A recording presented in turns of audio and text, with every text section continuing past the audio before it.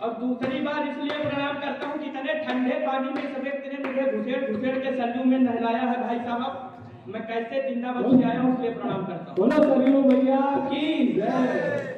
एक जानकारी मैं आपको दे दूं, मेरा जिला है उन्नाव। गुरु जी जरूर जानते होंगे कि जब राम जी से वियोग होकर के सीता मैया गई तो परियत जानकी कुंड में वाल्मीकि आश्रम में रही, और वो वाल्मीकि आश्रम हमारे उन्नाव में है। तो हमारे उन्नाव में एक कहावत है कि जिसे भगवान भी छोड़ देता है उसे उन्नाव संभाले है।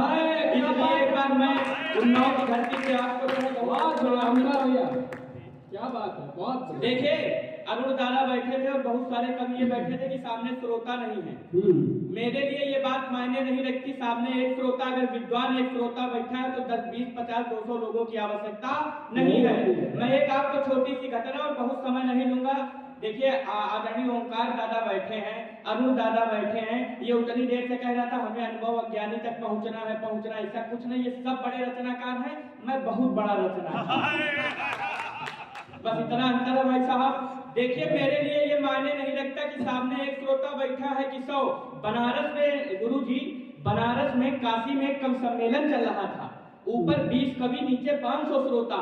आखिरी कवि आते आते जब आखिरी कवि पढ़ रहा था तो सामने एक श्रोता और मंच पर एक कवि। लेकिन बात इस बात पर आप तालियां बजा सकते हो कि मंच पर जो कवि थे वो थे पंडित सूर्यकांत त्रिपाठी निराला, और सामने बैठकर जो सुन रहे थे वो थे आचार्य रामचंद्र शुक्ल। तो हमारे लिए ये मायने नहीं रखता कि श्रोता कितने, जहां पर तक्षशिला IAS के इतने बड़े फाउंडर बैठे हो वहां पर अगर आप ये कहो श्रोता कम है, अकेले वो पूरी गाइड है।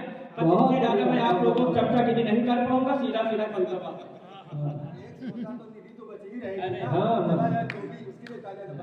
देखिए हमारी ऐसा है गुरु अनुभव भाई, आपने अपना जो है अपनी 1 मिनट, आप दोनों लोग एक ही बिरादरी से हैं, आपको पता नहीं होगा। एक बार आपका पूरा परिचय बता दूं, भले ही वो हास्य के कवि हैं लेकिन हिंदी और GS के बहुत बड़े टीचर हैं, कानपुर के काका देव में आप सब जानते हैं। तो मैं चाहता हूँ एक बार जोरदार तालियां इस विद्वान व्यक्ति के लिए बजाइए, स्वागत करिए। मैं ज्यादा समय नहीं दूंगा, मैं अपनी पत्नी साथ आया हूँ, जिंदगी में पहली बार मेरी पत्नी के लिए तालियां बजा दो, हमारे लिए न बजाओ। आज उसका पेट कसने मौका मिला, उसको बैठाल करके 4 पंक्तियां। गुरु जी मेरा जो विवाह हुआ था, सर अरुण सुशील दादा बैठे हुए हैं, मैं इनको इसलिए प्रणाम कर रहा हूँ, ये अभी पेमेंट देंगे। बाकी कल से नहीं, हमें करने के ना, हमें सीधा जो सत्य है कभी सत्य बोलना। ये बिटिया पढ़ रही थी कि दिल में दिया जला दूंगी, जला दिखाओ। हम कह रहे हैं कसम है तुम दिया जला दिल में दिखा दो तो फिर हम चांद तोड़ के दे दे पत्नी। देखो लंबी नहीं फेंकूंगा। गुरु जी मेरा विवाह हुआ था 6 दिसंबर 2020, बाबरी विध्वंस दिवस। उसी दिन हम लोग काला दिवस मनाते हैं, उसी दिन सौर दिवस मनाते हैं। गुरु जी काला दिवस मेरे लिए था, सौर दिवस मेरी पत्नी के लिए था। जब मेरी पत्नी घर आई तो उसने हमसे कहा एक शब्द, गुरु जी बहुत लाइमलाइट है इस समय, बाबू। लड़के समझ गए तुमको देश प्रेम करना है ना, ये लैला मजनू वाला प्रेम नहीं करना, पाकिस्तान के जीजा बनना है तुमको डायरेक्ट, हिंदुस्तान का छोड़ो। गुरु जी जब वो घर आई उसने हमसे कहा हमको ब्यूटी पार्लर का कोर्स करा दो। तो हमने सोचा पत्नी है, मैं कोचिंग पढ़ाता हूँ, वो ब्यूटी पार्लर का कोर्स करेगी तो घर में ज्यादा पैसा आएगा। हमने गुरु जी उसको ब्यूटी पार्लर का कोर्स करा दिया। हमारी कंडीशन क्या हुई सुनिए। स्वागत है। कि थी दिखने में हथौड़ी मगर कील रही है, वो मेरे कैमरे की पूरी रील रही है। अरे बीबी को ब्यूटी पार्लर का कोर्स कराया, अब घर के सदस्यों की बहुएं छील रही है।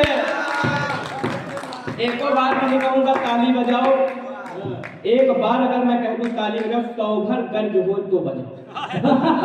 मेरा सुधीर भैया से पेमेंट सेट है, नहीं भी बजाओगे तो उतना मिलेगा जितने बात हुई। 4 पंक्तियां और सुनिएगा गुरु जी, मैं ज्यादा समय आपसे नहीं लूंगा।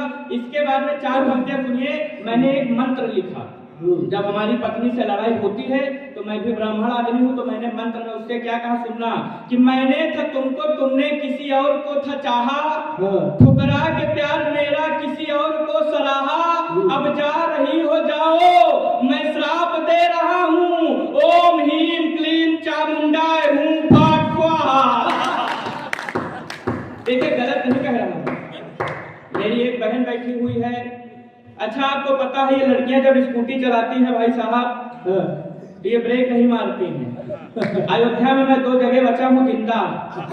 लड़की पीछे से आ रही थी, उसने हमारी स्कूटी चढ़ा दी, मैंने कहा जय श्री राम, उसने कहा भाई साहब अंधे हो गए, तुमको ये नहीं पता मैं यहीं से जाती हूँ रोज। तो ऐसी बुद्धि वाली लड़कियों के लिए 4 पंक्तियां मैंने लिखा कि शादी यदि भाग कर लोगे लड़की से आंखों को बना करके झील मार डालेगी। सुन कि शादी यदि भाग कर लोगे लड़की से आंखों को बना करके झील मार डालेगी। और कोर्ट वाला ब्याह यदि कर लोगे गलती से कोर्ट में बुला कर वकील मार डालेगी। और यदि बिना ब्याह के ही रख लिए साथ में तो एक रात वो घुसा के कील मार डालेगी।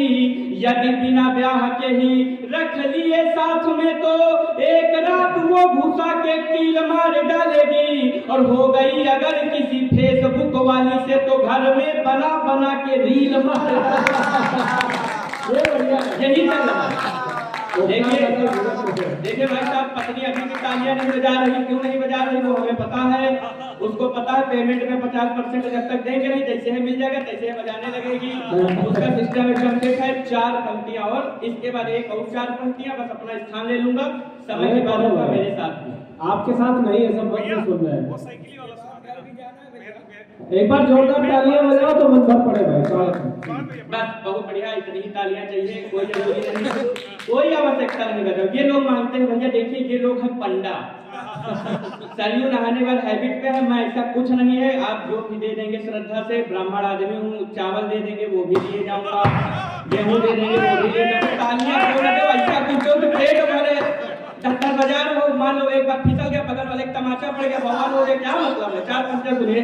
ये लोग श्रृंगार लिखते हैं, गुरुजी श्रृंगार मैंने भी लिखा, मैं श्रृंगार से हाथ से निकालता हूँ। 4 पंक्तियां सुनना कि प्रेमी को था कब्ज पेट भरा था, कि प्रेमी को था कब्ज प्रेमिका ने उसे समझाया, तेल वाला कोई भी सामान नहीं खाना तुम, और पानी को गर्म कर कांच वाली बोतल में भर फिर धीरे धीरे पेट पे घुमाना तुम, नींबू पानी पीना जोरदार नहीं खांसना, और गड्ढेदार सड़क पे गाड़ी ना चलाना तुम, और जाने मन पेट कल से तुम्हारा है खराब, पूजा कर लेना किंतु शंख ना बजाना तुम। होता है पेट खराब है, मानो ज्यादा तेज आप शंख बजा रहे हो तो आपको लगता है केवल आवाज एक जगह से नहीं निकलेगी। मानते नहीं अगर पूजा करते हो। 4 पंक्तियां और सुनिएगा। अरे भैया बहुत बढ़िया, ये लड़का इसने बहुत अच्छा पढ़ा है, ये आप देखिएगा 3 वर्ष के बाद बहुत बड़ा कवि बनेगा। मान लो कि 14 नंबर की चप्पल पहनेगा, इतना बड़ा ये कवि बनेगा। अब इससे ज्यादा मैं कह नहीं सकता हूँ। 4 पंक्तियां और सुनना। कौन सी कह रहे थे वो भी सुना दो। हाँ, साइकिल पे पेट वाला साइकिल, अच्छा वो अवधि सुननी है क्या? अवधि भी सुनिए, ये सुना दो, उसके बाद अवधि। अवधि तो है, ये अवधि में ये साइकिल वाली हाँ। अवधि, अवध में उन्नाव भी आता है। अरे भैया, तो ये हमसे कह रहे हैं कि जरा गांव वाली भाषा में तो समझ तो आप जाएंगे ये अवधि। मैं वैसे तो मंचों पे अवधि नहीं पढ़ता हूँ, अरुण दादा भी जानते हैं और सुनील भाई बहुत अच्छे संचालक है। अवधि की 4 पंक्तियां सुनाता हूँ, सुनिए। उत्तर प्रदेश में 3 मुद्दे थे 2017 में, सड़क, शिक्षा और साढ़, जिसमें भाई साहब एक सुधर गया है, वो है सड़क। शिक्षा और साढ़ मुद्दा आज भी चल रहा है। तो शिक्षा का मुद्दा सर जानते ही होंगे कि कैसे अभी वीडियो का एग्जाम हुआ, फिर उसके बाद अभी आरो नहीं हो रहा है, और साढ़ों की समस्या उनको पता है जिनके खेत है। हर गांव में गुरुजी एक ननकऊ नाम का आदमी होता है। ननकऊ नाम का आदमी था। अंतिम पंक्तियां रखता हूँ, अरुण दादा को सुनना है। और मेरी एक शिकायत रहेगी ओमकार दादा से, उन्होंने बहुत कम काव्य पाठ किया। वो जिस स्तर के कवि है उस स्तर से उन्होंने बहुत कम काव्य पाठ किया। अगली बार मैं रिक्वेस्ट करता हूँ आयोजक मंडल से कि मेरे वाले 20,000 इनको दे देना, इनसे जरूर 1.5 घंटे सुन लेना, हमारा रखा है खाली। 4 पंक्तियां सुनिए। ननकऊ नाम का आदमी था, साइकिल पर पीछे पत्नी को बिठाया था, डंडे पर बिठाया था बच्चे को। ननकऊ का पेट खराब था। कविता की भूमिका इतनी है, सुनना कि ननकऊ पेट रहा है गड़बड़। समझ में आ रही? राम जी की भाषा है, अगर यही नहीं समझ में आए तो क्या आसाराम की भाषा समझ में आएगी? भाई बहुत बढ़िया है, ये हमारे राम की भाषा है।